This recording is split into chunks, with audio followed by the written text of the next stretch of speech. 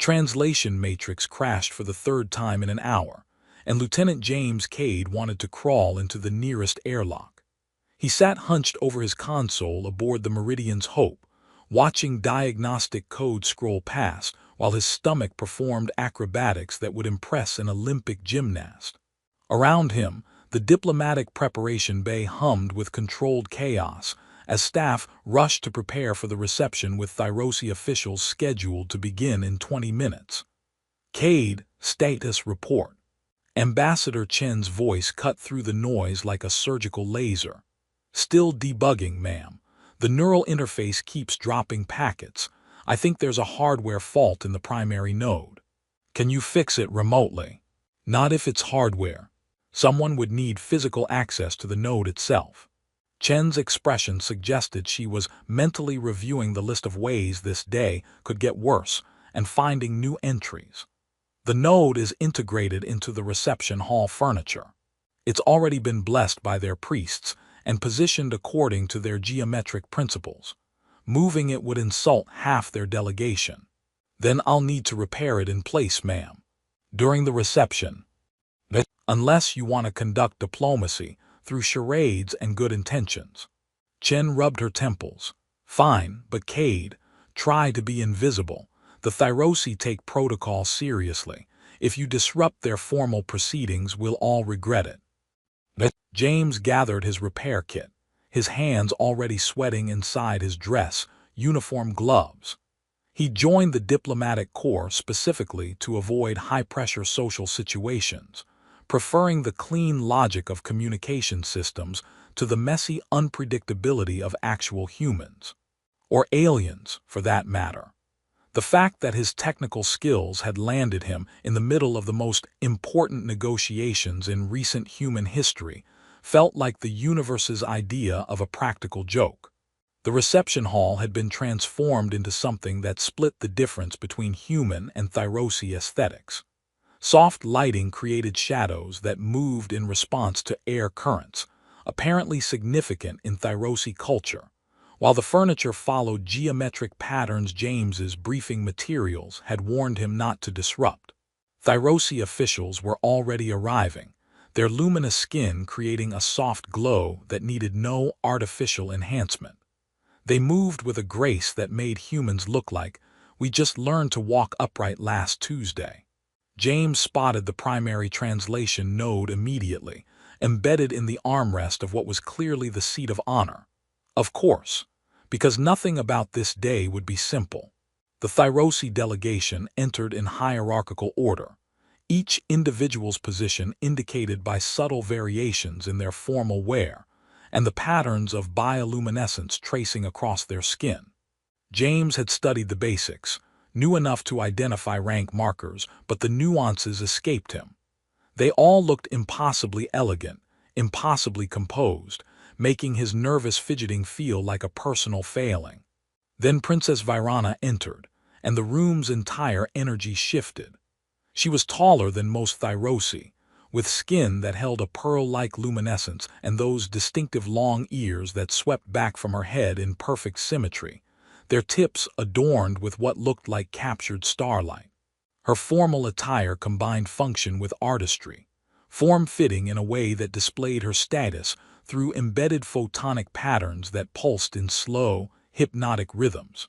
She carried herself with the unconscious authority of someone born into power and trained since childhood to wield it. James forced his attention back to his toolkit. Not your concern. You're here to fix a machine, not gawk at alien royalty. The reception began with ritual exchanges James only half followed despite his implant's translation. He waited for an appropriate moment to approach, trying to time his intervention for a lull in the proceedings. Unfortunately, the translation matrix had other plans. It chose that exact moment to fail completely, mid-sentence during what sounded like an important diplomatic point. The resulting silence was painful. Princess Virana's skin shifted through colors James's minimal training couldn't interpret. Ambassador Chen shot him a look that promised career-ending consequences if he didn't fix this immediately. James approached the princess's seat with his toolkit, trying to project competence while his nervous system insisted he was walking toward his execution. "Your Highness, I apologize for the interruption. I need to access the translation node. This will only take a moment." One of her advisors translated, and Princess Virana regarded him with an expression he couldn't read. Her skin had settled into a pale blue that might have been curiosity or annoyance or possibly hunger for all he knew. She nodded once, a gesture whose meaning crossed species barriers. James knelt beside her seat, accessing the panel that concealed the node's interface. This close, he could see the subtle patterns in her skin's luminescence, could smell something like ozone and unfamiliar flowers. His hands trembled as he opened the panel, revealing the nest of optical cables and neural interface modules that made translation possible. The hardware fault was immediately obvious. A connector had worked loose, probably from vibration during the furniture's ceremonial positioning. Simple fix, except his hands were shaking, and he was acutely aware of Princess Virana's presence approximately 8 inches from his head. "Don't think about it. Focus on the cables. Blue connects to blue, gold connects to gold. Simple, easy. Don't notice that you're kneeling beside alien royalty in front of a room full of people who could probably have you executed for improper cable management." He reached in to reconnect the loose interface, but his angle was wrong. He'd need to lean closer, get his head and shoulders partially under the armrest. This was fine, perfectly professional, nothing awkward about this at all. Princess Virana shifted slightly, giving him better access. The movement brought her closer, and James's brain decided this was the perfect moment to betray him completely. His eyes, operating on some autonomous protocol his conscious mind wanted no part of, registered details he absolutely should not be noticing. The Thyrosi formal wear, designed for elegance and status display, was not designed for humans kneeling at unfortunate angles. His nervous system, already overloaded with stress, fixated on the one thing guaranteed to make this situation catastrophically worse. Don't look, don't think, focus on the cables. Think about cable routing protocols. Think about signal degradation. Think about anything except. His internal monologue had become a desperate mantra that only amplified the thing he was trying to ignore. The connector clicked into place. The system would need 30 seconds to reinitialize. Just hold it together for 30 seconds. Princess Virana shifted again, adjusting her position with fluid grace. James's brain, already running on emergency power, completely blue-screened. "Your breasts are so big." The words left his mouth before his consciousness had any say in the matter. For approximately 1 full second, his brain refused to accept that this had actually happened. Then reality crashed down like a collapsing building. The reception hall fell silent. Not the polite silence of diplomatic pauses, but the horrible silence of every single being in the room processing what they'd just heard. James's face went from normal color to what probably qualified as a new shade of red not previously documented by science. His mouth opened and closed, trying to form apologies, explanations, or possibly just his own name. Anything to fill the void his idiot brain had created. He looked up at Princess Virana, expecting fury, outrage, or the alien equivalent of security. Remove this person. Instead, her skin had flushed a brilliant gold color that seemed to pulse with inner light.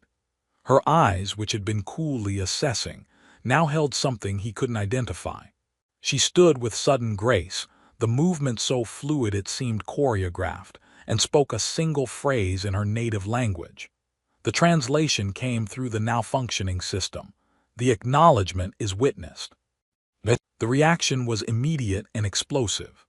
Thyrosi officials erupted into rapid conversation, some stepping forward, others backing away, all speaking over each other in tones ranging from shock to outrage to what sounded disturbingly like excitement.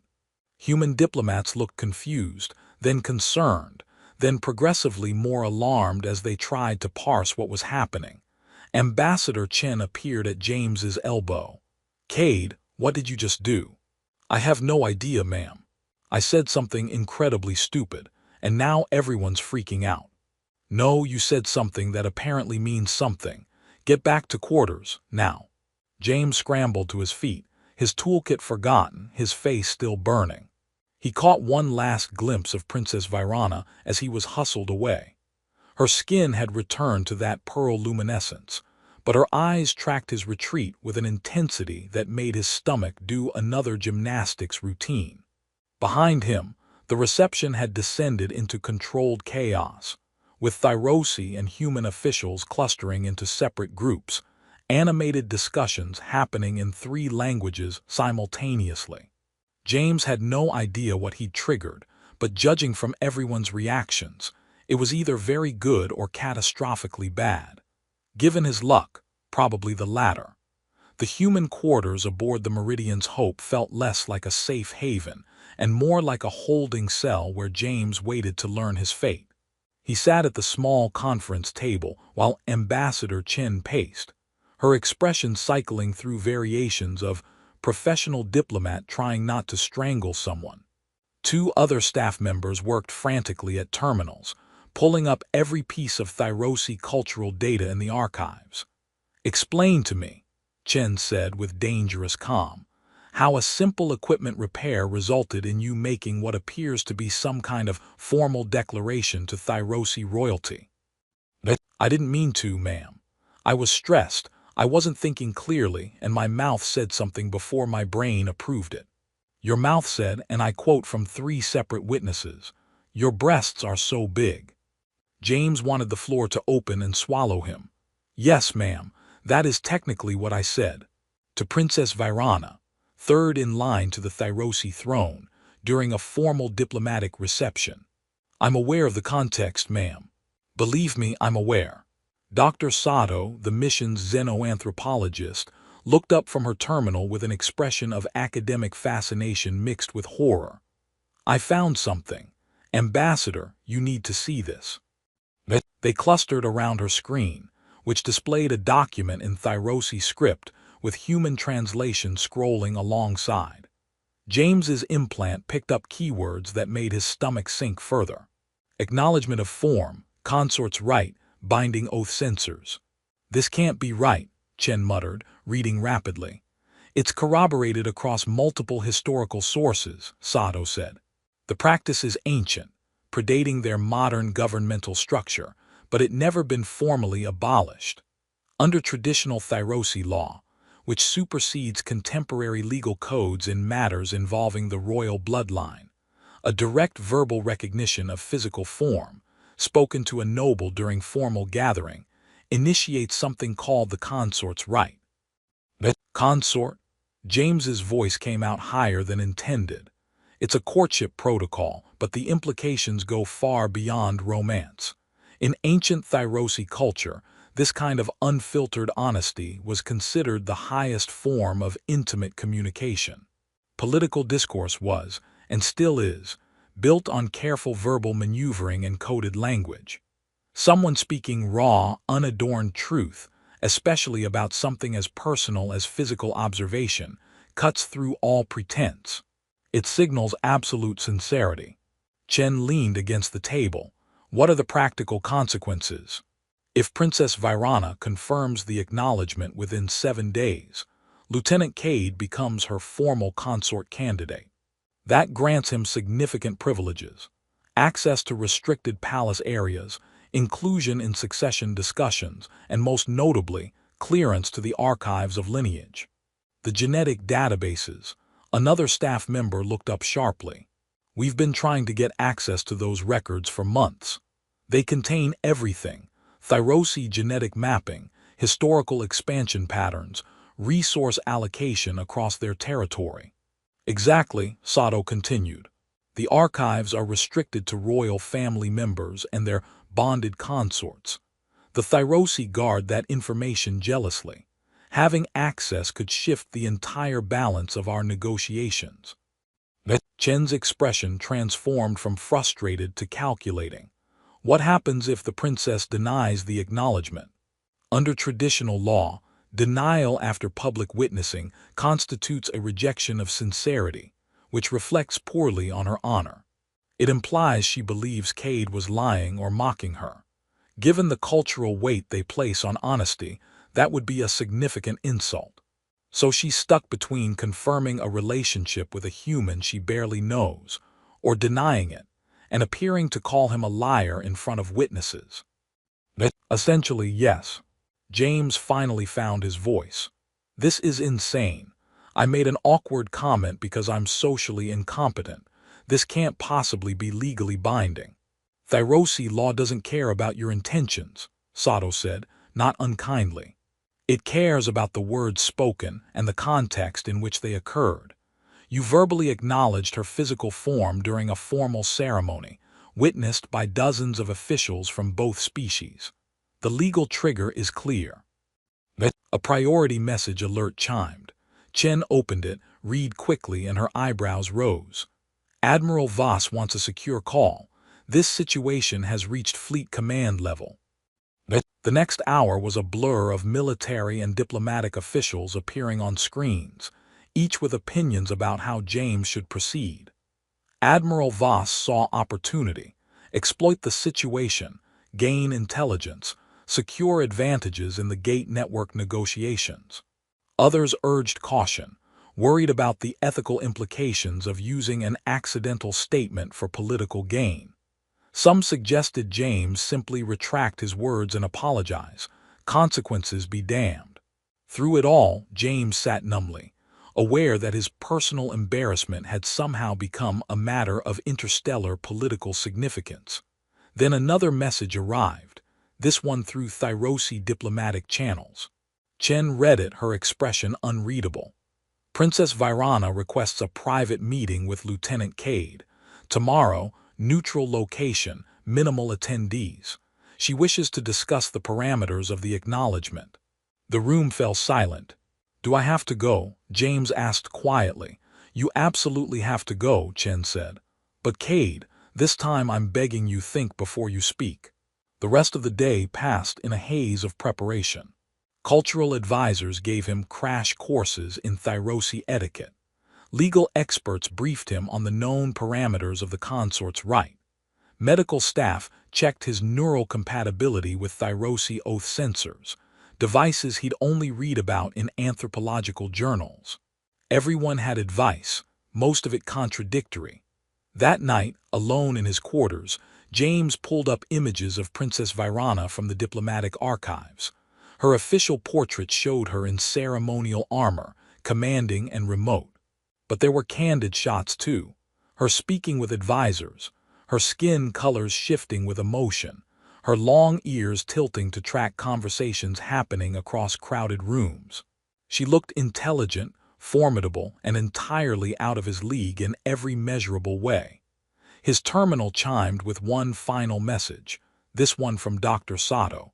The oath sensors don't just verify initial sincerity. They monitor ongoing emotional bonds. Whatever you decide tomorrow, remember, you can't fake this. The technology will know. James closed his eyes and tried to imagine how he'd explain this situation to his family. Remember how I joined the diplomatic corps for a quiet technical career? Well, funny story. Tomorrow he'd meet with an alien princess to discuss the consequences of the stupidest sentence he'd ever spoken. Tonight, he just wanted to rewind time and keep his mouth shut. But time, like translation protocols and diplomatic incidents, only moved in one direction. Forward, into whatever came. They sat across from each other, and James felt the weight of expectation pressing down like physical force. Lieutenant Cade, Princess Virana began, and her voice held harmonics his implant struggled to fully render. I suspect you have many questions. That's an understatement, Your Highness. Please, in private you may call me Virana. We are past the point of maximum formality. Her skin shifted to a pale amber. I want to address the situation directly.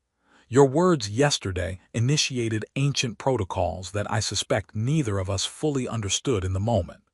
I didn't understand them at all, Your Highness, Virana. I was trying to fix a translation node.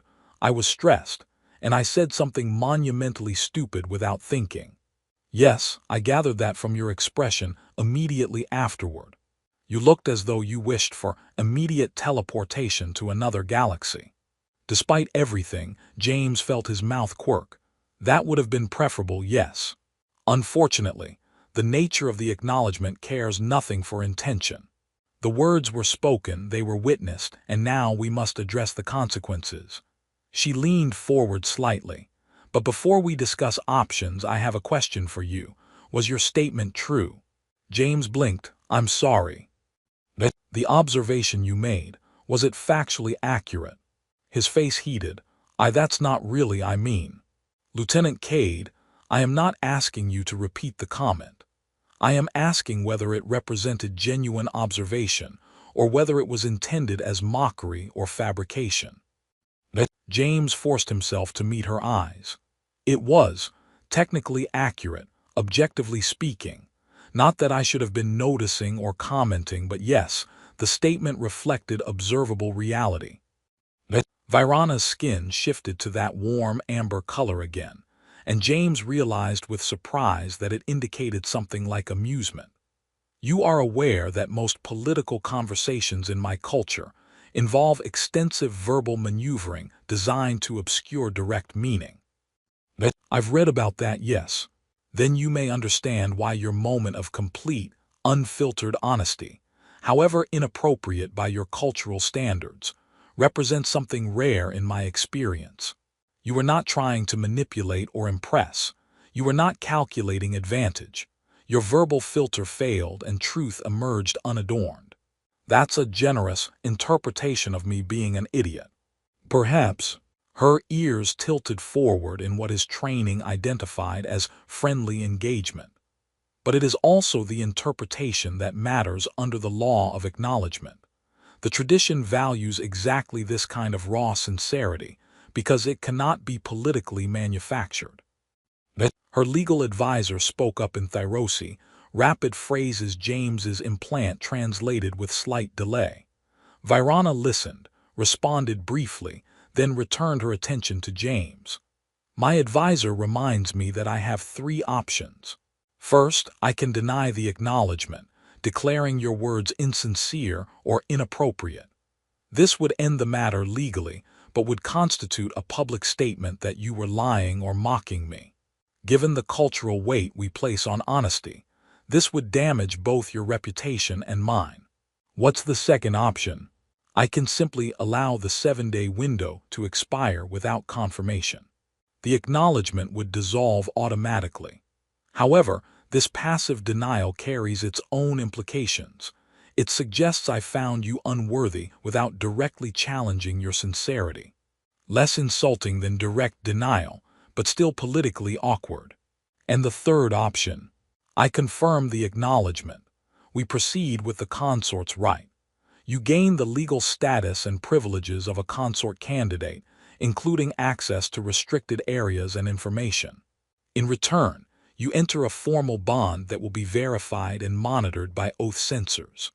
James's stomach did its now familiar acrobatics. Everyone keeps mentioning these oath censors. What exactly are they?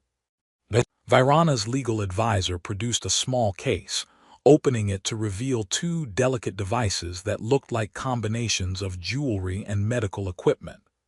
They are ancient technology, predating our current scientific paradigm. They read neural patterns, emotional states, the subtle biochemistry of sincerity.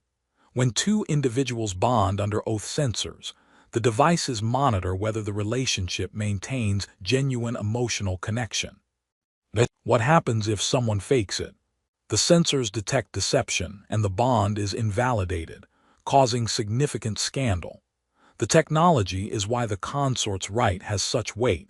It cannot be manipulated for purely political advantage. The emotional connection must be real. James looked at Virana, trying to read her alien features. Why would you even consider confirming this? We barely know each other. This whole thing started with me saying something incredibly awkward while fixing a machine. Several reasons, Virana said calmly. First, I have enemies in the Thyrosi court who oppose closer relations with humanity. They would use either form of denial to undermine both my position and our alliance. Confirming the acknowledgement removes that weapon from their hands. Second, the access you would gain to our archives would provide your people with information that advances our mutual interests. I am not naive enough to pretend otherwise. Third, she paused, and her skin shifted through colors James couldn't interpret. I am tired of political marriages, strategic alliances, and relationships built entirely on calculated advantage. Your moment of complete verbal failure was perhaps the most honest interaction I have experienced with anyone outside my immediate family in years. That has a value I did not expect to find. But the sensors would detect if we're faking a relationship. Yes, which means we would need to build something genuine. Not immediately, not artificially, but over time. Friendship perhaps, possibly more. Certainly a partnership built on honest communication rather than diplomatic maneuvering. Williams, who'd been silently recording, spoke up. Your Highness, with respect, Lieutenant Cade's superiors would need to approve any arrangement that grants him access to sensitive Thyrosi information. I am aware. I have already communicated with your Ambassador Chen and Admiral Voss. They are receptive to the arrangement, provided Lieutenant Cade consents. James felt like the conversation had moved several steps ahead, while he was still processing basic information. You've already discussed this with my command structure. Yes, they see the strategic value, but the choice is ultimately yours, Lieutenant. I will not force this bond if you find it objectionable. James sat back, his mind racing. This was insane. The entire situation was built on an embarrassing accident, elevated to political significance through ancient laws nobody had expected to invoke. But beneath the insanity, he could see the logic. The information access would genuinely help humanity's negotiating position. Confirming the acknowledgement would stabilize a delicate diplomatic situation. And Virana's point about building something real, however strange its origins, resonated with him more than he wanted to admit. If I agree, he said slowly, what exactly does the consort's rite involve? A formal ceremony where we speak binding oaths while wearing the censers. The devices will verify our sincerity, not about romantic love, which would be absurd at this stage, but about our willingness to build a genuine partnership. After that, we would be formally bonded, which grants you legal status in my household and access to resources I control. And we'd have to make the relationship real over time. Yes, the sensors monitor ongoing emotional connection. We would need to spend time together, learn about each other, develop actual rapport. Faking it would fail within weeks. James looked at the oath sensors in their case, then at Virana's luminous features, then at Williams, who was trying very hard to maintain a neutral expression. This is the weirdest diplomatic situation in human history, isn't it? Almost certainly, Virana said, and her amber coloring deepened in what was definitely amusement. If I do this and it works, what happens long-term? That would depend on how our partnership develops. The consort bond can evolve into formal marriage if both parties desire it, or it can remain a political and personal alliance. The path is flexible. James took a deep breath. Every rational part of his brain was screaming that this was too complicated, too strange, too far outside anything he'd planned for his life. But another part, the part that had joined the diplomatic corps because he wanted to bridge gaps between species, recognized opportunity wrapped in chaos. Okay, he said, I'll do it, but I have one condition. Virana's ears tilted forward. Name it. Complete honesty between us. If we're building something real under neural monitoring, then we might as well embrace the thing that started this whole mess. No political maneuvering, no verbal games. If you need something from me or if I'm doing something that causes problems, we talk about it directly. You want to formalize the very quality that triggered the acknowledgement in the first place. Exactly. My verbal filter is clearly defective anyway. Might as well make it a feature instead of a bug. For the first time, Virana's expression shifted into something that looked genuinely pleased. I find that acceptable. More than acceptable. She extended her hand across the table in the human gesture of agreement. We have a bargain, Lieutenant Cade. Let us see what we can build from your unfortunate moment of candor. James took her hand, noting how her skin was warmer than he expected, her grip firm and sure. Call me James. If we're going to have neural monitors tracking our emotional connection, we might as well use first names. James then. Her skin shifted to soft gold. I look forward to discovering what kind of partnership emerges from the most unconventional beginning imaginable. Williams closed his notebook with slightly shaking hands. I'm going to need to write a very detailed report about this conversation. Make it good, James said. This story deserves quality documentation. 3 days later, the formal ceremony occurred in a chamber that split the difference between human and Thyrosi aesthetic preferences. Representatives from both species attended, though the crowd was smaller than the disaster of a reception where everything had started. James stood in dress uniform, trying not to fidget while cultural advisors made final adjustments. Virana entered in ceremonial attire that somehow managed to combine formal gravity with elegant beauty. Her skin displayed complex patterns of bioluminescence, and her long ears were adorned with what looked like captured starlight. They stood facing each other while a Thyrosi official recited traditional words in their language, James's implant providing translation. The oaths themselves were simpler than he'd expected, promises to build honest partnership, to honor the bond's intention, to approach the relationship with genuine openness, rather than mere political calculation. When the time came, the oath censors were brought forward. James had read the technical briefings, but seeing them up close was different. They were delicate circlets that would rest against their temples, threaded with technology that predated modern Thyrosi science. The official explained they would feel a subtle connection establish, an awareness of each other's presence that would grow more defined as their bond developed. Are you ready? Virana asked quietly, and James caught something in her tone, nervousness, maybe, or anticipation. As ready as I'll ever be for neural-linked alien courtship protocols. Her skin flickered with that amber amusement. Your honesty remains refreshing. The sensors were placed simultaneously, and James felt the activation like a soft pulse against his temple.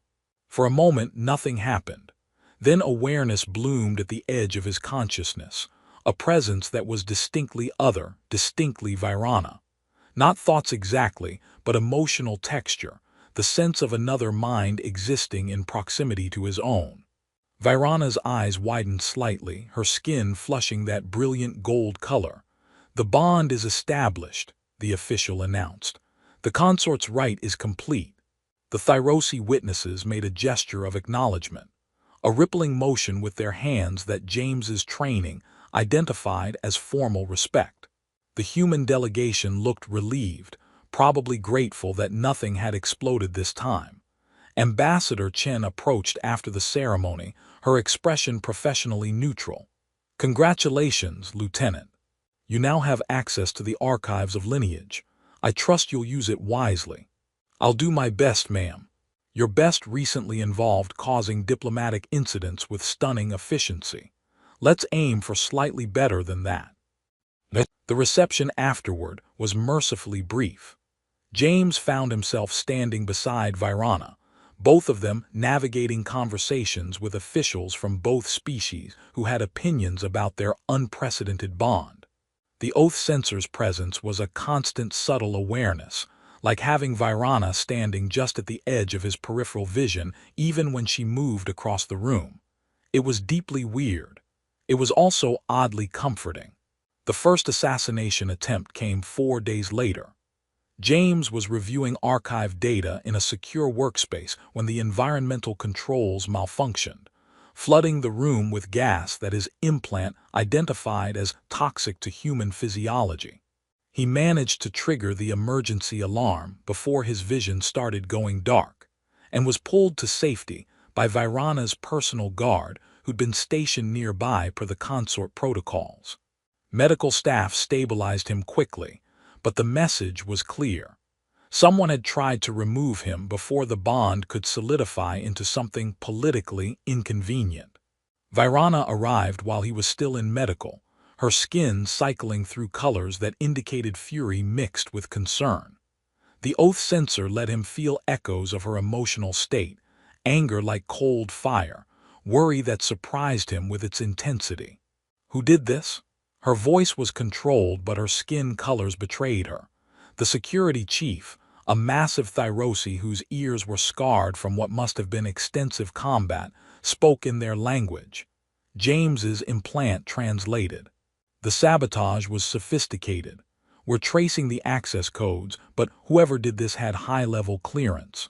Someone in the palace, then, someone close enough to reach restricted systems. Virana's hands clenched. They will be found. They will answer for this. Your Highness, James said, his voice rough from the gas exposure. Maybe we should consider that proving a point isn't worth getting killed over.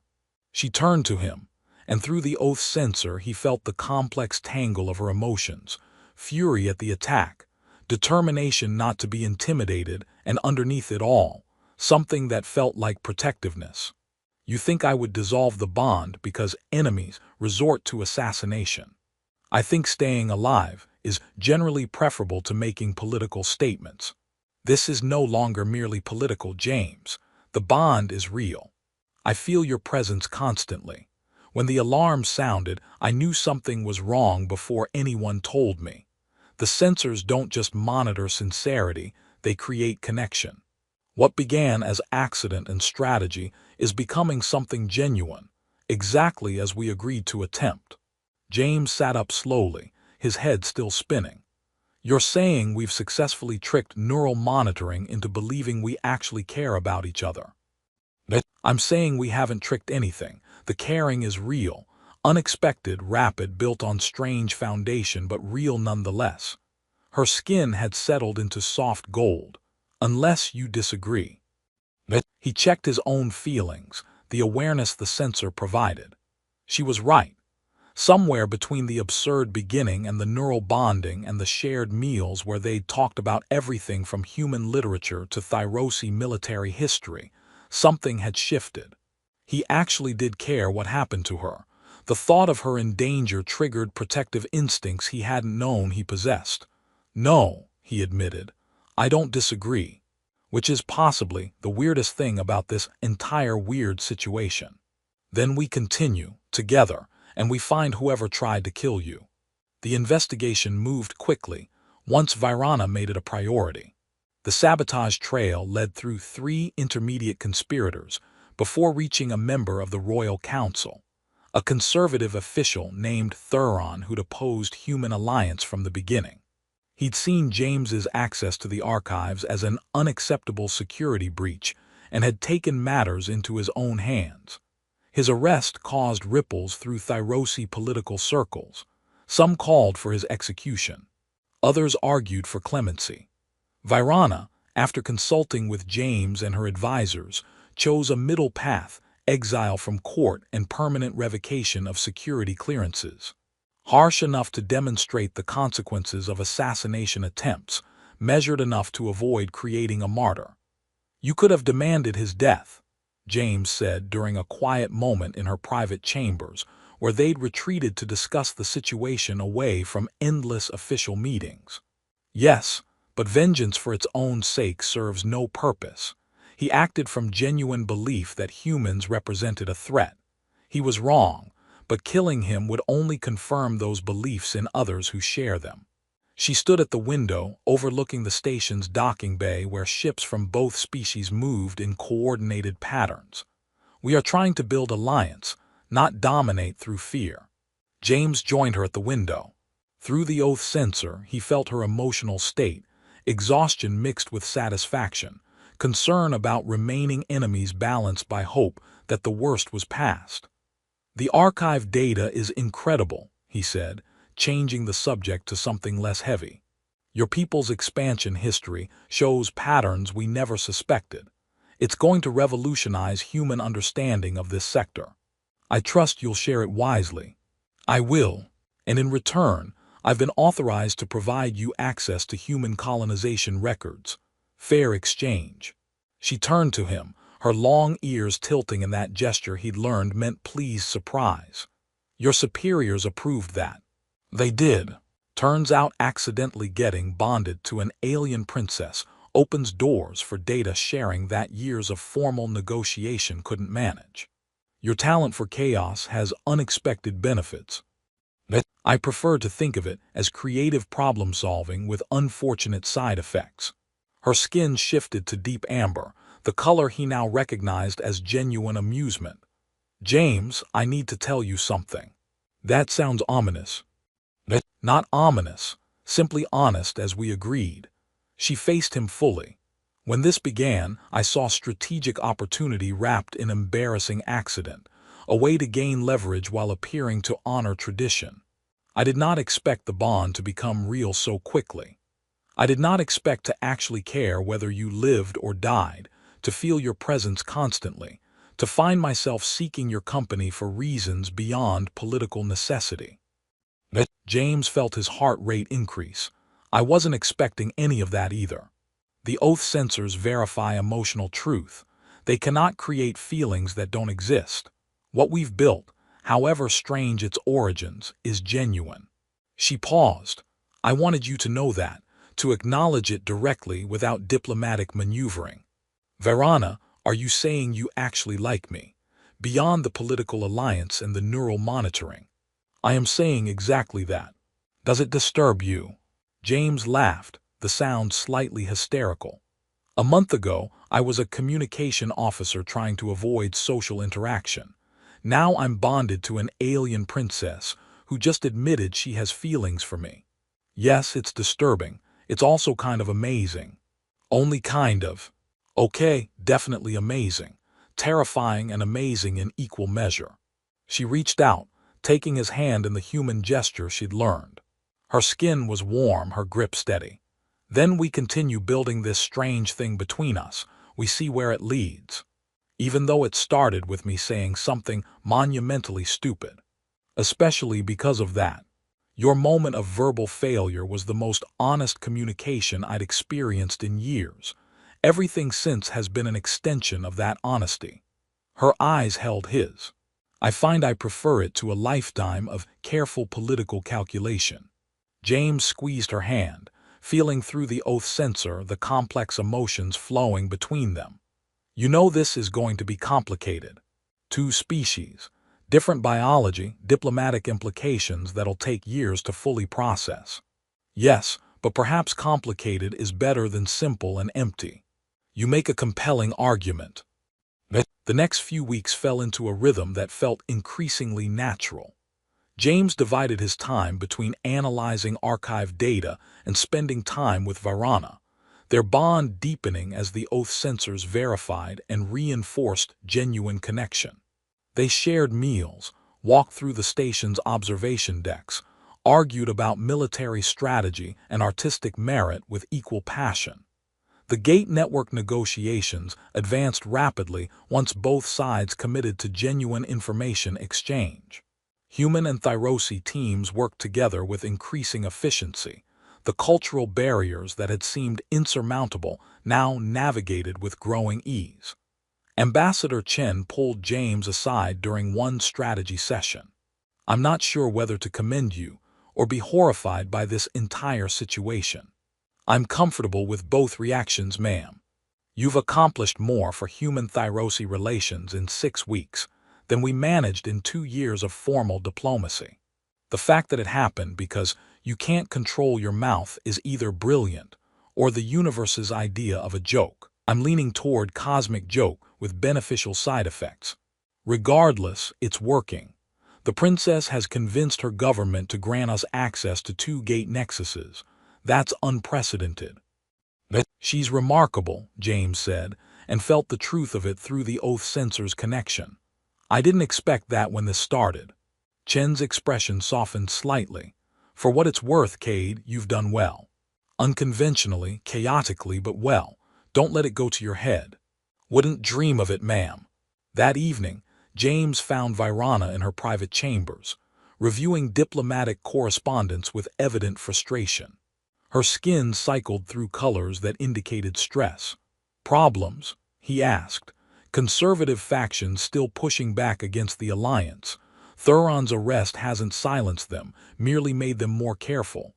She set aside the data pad.